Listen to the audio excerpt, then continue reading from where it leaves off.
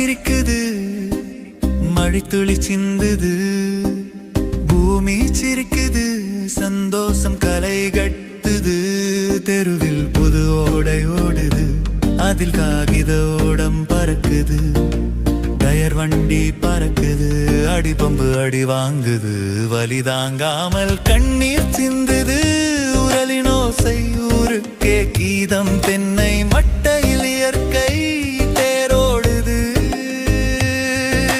கருப்பு வெள்ளை தொலைக்காட்சி கண்களுக்கு விருந்தாச்சு, இயற்கை எங்கள் உயிராச்சு. அந்த கால நிகழ்வுகள் நினைவுக்கு வருதே.